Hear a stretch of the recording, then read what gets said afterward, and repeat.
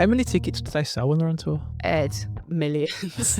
I think we've sold for this summer. We're up to like 1.5 million tickets. How did you actually become an agent then? How did I become an agent? Okay, so I have a bit of a strange journey with this actually. So when I started working in agencies, I started out in electronic, which is not my personal taste at all. But I was just like, look, let's get in, let's learn. I did that for about 3 years, and then I was offered a job at a live agency, which was working with a load of metal bands, which was so up my street. You know, I got to work on Dillinger Escape Plan, Periphery, Meshuggah, and that for me was the most exciting thing ever. So I started there as an assistant and a junior agent, and almost as soon as I'd started, I mean, I'd been booking tours for local bands for years. But almost as soon as I started, my boss was just like, "Hey, can you help me do this?" And I was like, I'm just a yes person. I was just like, "Yeah, I'll do that. I can do that." So I think I ended the first artists I ended up working on were Psylosis and Tesseract, so I just sort of started getting involved. You know, to start with, it was just, you know, this date needs filling. Could you find something for that? And it was just kind of giving me a bit of a taste of that. I quite quickly kind of picked it up and started working on a few more artists. And I did that for a couple of years. And then I took a little bit of a step away, went and worked in venues for a little bit. So I managed a venue in Brighton. And after 5-6 years of doing that, I got the opportunity to go and work at CAA, and I was just like, I'd love to get back into that again, and it would be cool to kind of experience what that is like, working in this kind of big corporate machine, essentially. So yeah, I got the opportunity to go and work there. But it was kind of going in as an assistant to John Ollier, who is Ed Sheeran's agent. And I was just like, it's not often that like that opportunity is going to come up where you get to learn how to work on stadium shows. How did that opportunity come up? John and I had met each other at one of the record label internships that I'd done when I was 18. We were both interns, and we just got on really well.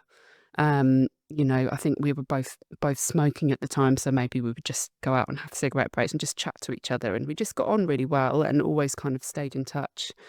The next job that he got from that internship was he started working at Helter Skelter and quite quickly kind of worked his way up through the ranks of that. And I was just like, oh, this guy that I did an internship with is like Ed Sheeran's agent now. I was like, how cool is that? We just kind of stayed in touch and kept bumping into each other at awards and stuff. We bumped into each other at Great Escape Festival 10 years ago now. And he was just like, hey, I'm looking for someone to come and work with me. Do you want to do it? And I was just like, this is a great opportunity. And I took it, even though it was a step back for me, but it was a learning opportunity, and I was fully going to embrace that. What's the sort of difference then now? Because you're a full-blown agent in your own right. Are you still acting as assistant agent on things like Ed Sheeran? So I do. I'm very involved in the Ed project. I've been working on it for 10 years now, and John is obviously the kind of lead agent on it, but I'm a junior agent on it, and there's a lot of stuff that I do on that project as well. I'm very, very involved. There's we've been working together for so long that things that he misses, I catch. Like we don't let nothing falls through the gaps on Ed. So yeah, I do still work on Ed with John, but I have a roster of clients of my own, as well as kind of general managing the company as well. So yeah. Is it different when you've got something as big as Ed Sheeran, where you're creating the strategy when they're at a smaller level? Are you still doing that at that giant stadium level, or is it just sort of like, this is so big there isn't a strategy, it's just like he wants to play a show? Yeah, well, there's very And much still strategy in play for Ed. Yeah, he he's constantly kind of releasing music, and we follow release plans and markets that haven't been hit for a while. Yeah, John very much leads on the strategy for Ed for sure. But there's I know it feels like it's a never ending, but he keeps releasing albums that people love. So we book the tours. do the bands sign with you, or is it just a handshake agreement? Yeah, it's a good question. Agents, it's all on a handshake essentially. Yeah, I mean, there's a bit of paperwork that we have to issue, but they're free to leave you at any point. Yeah, to have conversations with other people. Why do you not want to sign them? I mean, looking at Ed Sheeran as the obvious example, if he decided to leave, presumably that would be quite bad for the whole agency. Why would you not want to lock somebody in? It's just how this side of the industry works. It's the only part of the music industry that is done like this, but it's just the way it is.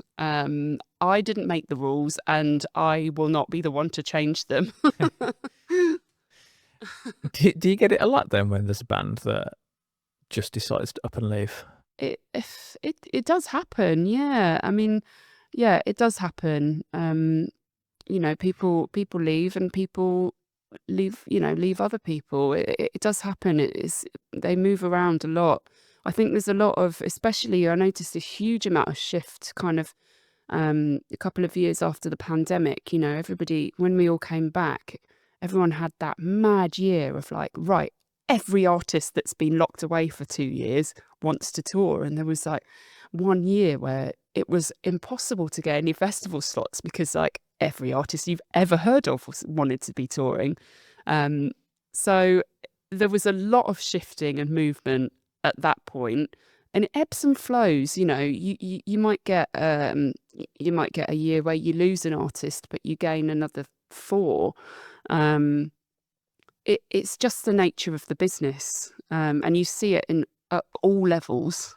How does your sort of day-to-day change when you've got a band that sells 500 tickets on tour as opposed to like a band or an artist like Ed Sheeran? Yeah. A lot of the steps are the same. So you have to do the same things in order to get a show on sale. When you're working on stadiums, the details are so much bigger.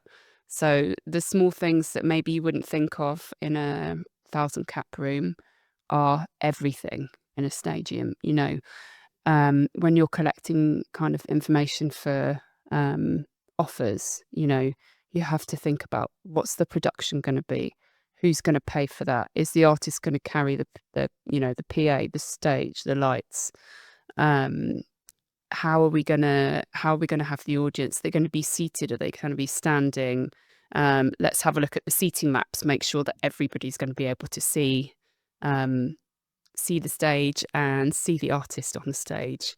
How are we going to get the artist onto the stage? How did the backstage work? How many dressing rooms do we need, kind of thing. So there's a lot of details that you have to consider when you're kind of booking arenas, stadiums. Is that the line sort of blurring between your job and the promoter job? You're working very closely with the promoter for sure, when it comes to doing stadiums. I speak to Ed's promoters every day. I've spoken to them all already to this morning. How many tickets do they sell when they're on tour? Ed, like millions. I think we've sold for this summer. We're up to like 1.5 million tickets in Europe. So it's incredible the amount of tickets that you sell. So the attention to detail is there, whatever level that you're working at, But when you start going to arenas and stadiums, just the amount of information that I kind of ask for and look at is way, way bigger. And, where, for example, if you've got a show at Electric Ballroom, you're probably going to have, adverts, you're probably going to have, Facebook, Instagram, stories, maybe an A3 bit of artwork. It's probably like 4 or 5 bits of artwork to look at. When you're doing a stadium, I cannot tell you how many versions of artwork I look at.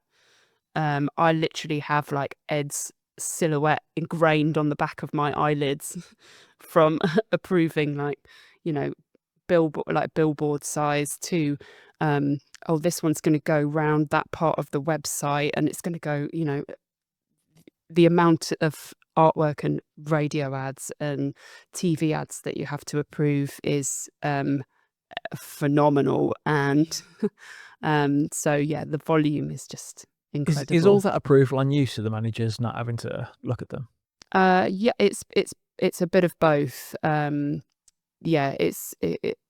the way things work with Ed. Obviously, I've been working on Ed now for 10 years, so the manager kind of trusts my eyes with things like that. So yeah, it's definitely a bit of both. But if I tell management, I've checked through all this and this is fine, he's like, yeah, cool. On the one tour, apparently Ed did, it was record breaking, the highest grossing ever. Mm-hmm. Is it possible to beat that? Yeah, I think probably, yeah. I mean, Ed's ticket prices is still really, really reasonable. So, of course, it's definitely going to be possible to beat that. I think that tour was from the Divide tour, which finished in 2022. I think, and yeah, I mean, Taylor Swift's tour will have grossed more than that for sure, because the ticket price difference is, you can't compare.